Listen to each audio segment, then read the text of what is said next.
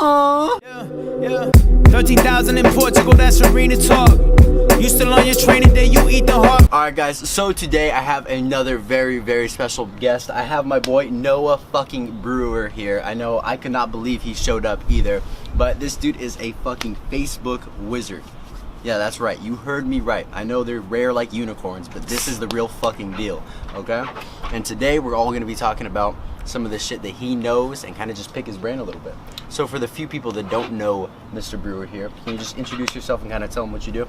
Yeah. So I run an agency, but I do more of like actually running the ad sort of thing. So like in the past 6 months, we've generated 7 figures just through Shopify alone. Main focus is with Facebook ads. So for the past like 6 or 7 months, I've literally been managing 5 to 10 stores, at a constant space. Product testing, scaling, retargeting, all of that. So I have a lot of experience doing all that sort of thing. So generating that sort of revenue, we had to remain profitable the whole time. So since I own an agency, our clients they expect us to make money, right? Right. They so have to be profitable. Yeah, so we have to focus on profits, and that's just where my focus has been for the past 6 or 7 months, which I feel like differentiates me from other people in this space where they show screenshots and stuff, but at the end of the day it's more about what hits the bank. Right, exactly. No, absolutely. And just to talk about your origin story a little bit before we kind of get into the Facebook end of things, because that's really what you really doubled down on. Can you kind of just talk about how you got into entrepreneurship a little bit, and kind of how you've gotten to the point that you're at, because it's happened relatively quickly. I mean, it's something that came up over many years, but I feel like this journey with the agency is something that wasn't too long of a process for you. It was about a year. We were doing the agency for about a year before we started seeing a lot of results with it. And we were focused on mostly web design in the beginning. So I started out designing websites, Really? coding and stuff like that. I didn't know that. And it more transitioned to, instead of closing $500, $1,000 clients with web design deals, we wanted something that was more residual. So we transferred into doing, more Facebook ads, which we learned from Dan Henry and people like that for more local businesses. And it was about 7 to 8 months until we actually ending up getting into e-commerce. So Okay. I was in a pretty good place when it comes to Facebook ads. I knew the psychology with marketing and all that, and I've gotten plenty of results before with local businesses. So but it was a completely different thing, man. Transferring into e-commerce from all that was an area that I didn't know of. It's a whole nother ballgame. Exactly, and I didn't really know what a lookalike was, and we're just talking about 8 to 9 months ago. Right. Last September. So it's really coming from not even knowing how to make a lookalike audience or a custom audience to being the guy that's now pushing weight with it. Right. Absolutely. So you've been doing Facebook for a little bit now, and you've seen quite a few stores kind of go from some smaller figures, maybe making a couple $1,000s a day or even $100 a day, and starting to blow up towards upwards of 5,000 and higher a day. What are some of the differences that you see in those stores, from ones that are winning on a really high level to the ones that are kind of just stay around those lower numbers? What are some of the big differences that allow them to blow up like that? I think it's scaling. Scaling correctly. Because if somebody's just stuck at $100 a day, it's either because they're not profitable and they're just they're trying to make it work, but it's just not working for them, or they just don't have the right strategy. Right. At the end of the day, it's usually never about the store, the product, any of that. It's usually about the strategy, how are you hitting the marketplace? Right. And how are you messing with the algorithm, whether you're doing influencers and stuff like that, which I don't really know much about that because I only do Facebook ads. So for me, it's more about knowing how to rub the algorithm the right way so that it works in your favor. And I feel a lot of people, they don't know how to do that, so they go and watch a lot of YouTube videos and they take advice from too many different people. One person is talking about, you know, if you have a winning ad set, you should duplicate it, make it $10 a day. You should duplicate it and triple the budget. Like, there's so much information out there, and I think that that's why people get stuck in a rut, because they just don't know what to do. Right. Like, they're kind of utilizing too many strategies. Yeah. Like, there is a point where you know too much about what to do. Like, you kind of just want to find one thing and just run with that and stick with it until it works for you. And if you're listening to the right people, like, if you're not taking advice from just like random people on the internet, and you know, you engage with them and they back up what they say, if you just stick to one person's strategy, it'll work out for you. If you just, like, you got to figure it out though. Like, it's not something that's easy to do. Yeah. Oh, absolutely. I mean, one of the things I've definitely learned from you since I've been working with you is kind of just to follow a singular strategy and really just double down with that, and give it the time that it needs to actually develop and see the numbers that ad set needs to see to, you know, actually start becoming profitable. Can you talk a little bit about like the mental side of Facebook ads? Because I feel like that's one of the biggest things that a lot of people kind of get hung up on. What's the mindset that you kind of go into whenever you dive into an ad account? It depends on what situation they're in. Like, throw me an example. Say you just got a store started, you are starting to kind of test a product, it's kind of right at that point where it's getting purchases, Mm-hmm. you know, it's kind of breaking even, and you're starting to collect data, and some days are really good, some days you're starting to, you know, become a little bit profitable, and some days you're losing money. Plenty of instances like that. Right, I know. I feel like that's where the most people are at. Where, like, the product, you know, we're talking about a situation where, like, a product is, you know, you've done the product testing, you've followed the strategies, right? You have a product that's selling pretty good, but it's just, like, not getting to a point where, like, you have that feeling like, oh, I'm actually making money right now. You know, a good day, a bad day, 3 bad days, 3 good days, like, it all happens. And, like, you know, in a situation like that, we'll usually just stick to that one product for a little bit, because sometimes, you know, it just needs a little bit of time to optimize correctly. Like, the algorithm is something that is very sensitive, and it's kind of, like, unpredictable.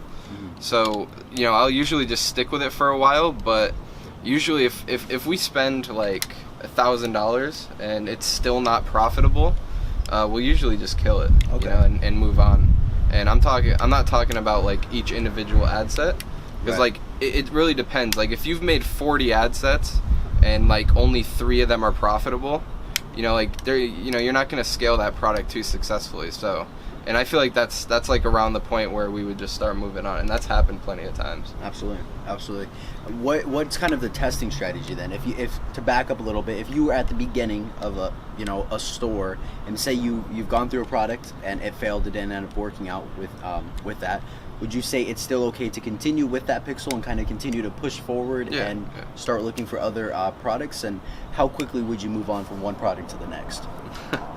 I mean, it's perfectly fine. Like, if you're moving on from a product, you could stay in the same ad account. Like, I've never seen any issues with that. Right. Because, you know, it's more like when you have a winning product, when you don't really want to mess with it too much. Because you have something to lose. Like, if something messes up, it messes up. But if you're not going to lose anything if it messes up, then you might as well. And if it doesn't work, like, if you move on and you can't get any new products to take off, then, you know, just create a new ad account. Like, it's not too difficult to do. But, you know, we did have an instance where it was one of those products where, like, we've created like 40 to 50 ad sets, and, you know, 3 to 4 of them were profitable, and barely profitable. Like a $20 break even, the cost per purchases were, you know, $15. So it was like barely profitable. And on Lifetime, if you use no filters, it was looking like, you know, $30-$40 cost per purchase, like including all the testing. Jeez. So, and we got to that point where we spent like $800-$900, and we were just like, yeah, this isn't going anywhere, and we moved on. Yeah. And we just completely turned it off, and we started product testing. And about a week and a half later, we now have a product with a $28 break-even point, and it's getting cost per purchases for $15 on average. Just crushing it right now. And that's including testing and everything. So I'm not just talking about like 1 or 2 ad sets. I'm talking about like the whole campaign. Wow. On Lifetime, no filters, nothing. That's amazing. So one of the store structures that me and you have kind of been talking about is having a singular winner on there. I've seen a lot of other YouTubers and just people in the space kind of talking about building up a store with multiple winners. why do you think it's more beneficial to have a single winner with a couple of upsells to kind of complement it on a website as opposed to having multiple winners running through it? I mean, I'm not going to try to make sense of this because most of what I know, it's just based on like what I've seen work and what I've seen not work, because I've pretty much I've tried a lot of things, and scaling multiple products in one store is something that I've tried. Usually isn't really that big of an issue, like if they're the same niche and you're just like using the same audiences or whatever. But anytime it's like two completely different products, I always see one will always end up overtaking the other one. And if it, I'm talking about over the span of like a month or two, right? Where if you just kind of look back, it's a focus thing. So you just kind of look back at the numbers, and one of them is always going to be better than the other. And I do believe that you should be putting your focus into the one that's making you the most money. Absolutely. And you can have multiple winners at one time. Like I've seen people do it successfully. It's just not the way that I like to do things. Like I usually like just to keep one winner per store. And if we want to reinvest the money into product testing and get more bangers, we'll just start a new store, And then, if you do that, then eventually you'll just have like 5, 6, 7, 8 stores that are in each of their own niche, right? And you have all those audience built up, and you have one winning product per store. Right. That's insanely valuable. And I do know people who do like gadgets and stuff.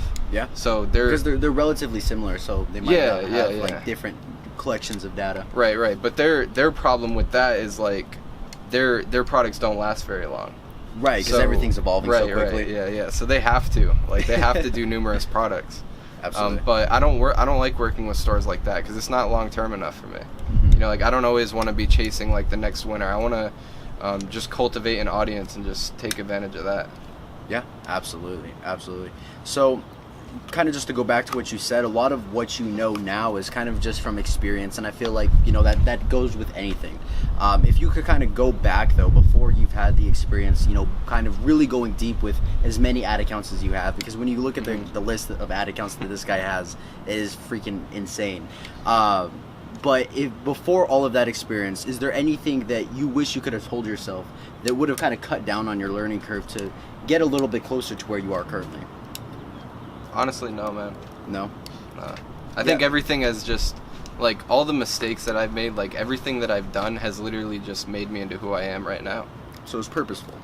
I mean, it's just more like, if anything changed, I don't know where I would be right now. Right. So it's like, I don't know, I kind of like the way that it happened. But if there's any piece of advice that you could give someone... Like, if I would give somebody else who's in that position some advice, like... Just like find somebody who knows what they're doing and backs up what they say, and just go all in with that one person. Like only do what they say. And everybody who's done this with me has been massively successful. It's like put the YouTube down and just go listen to somebody who's where you want to be. And I'm talking about like actually where you want to be, not just like like in the hills with the nice goggles, like the Gucci shirt and the fucking nice view. I'm talking about the people and all of it. Yeah, like all that shit. I'm talking about the people who actually have like the ad account that you desire, like the ad account that's tripling profit, you know what I mean? Right. So, don't just go after like the flashy people, because honestly, my mentor, the guy who taught me like pretty much all the fundamentals that I follow, he's like, his name's Mark Hagar, by the way. I'm not scared to plug him here. He's my man, but he's not flashy at all. Like he's a family guy. Really? And he creates winners. Like he turned me like 2 months of coaching. I worked with him.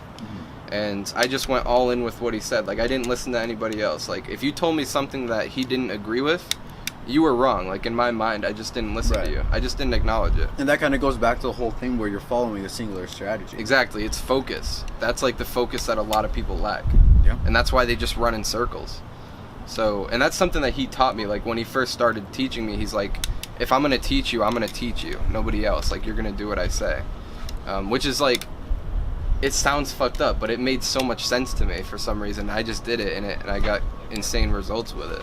Yeah. So you have a really interesting kind of philosophy that I think a lot of people can get a lot of insight from, and it's a lot different than you see a lot of, I guess, other YouTubers. And this guy does have a YouTube channel. I'll plug it in the description. But it's kind of just a philosophy that I think has helped me quite a bit. Can you kind of tell the people at home that might not know about logic coaching and kind of just dive into what that mindset actually is? Oh man. So logic coaching is something, it's just a term that I created. Like, it's not something that's new, something that's been going on for a really long time.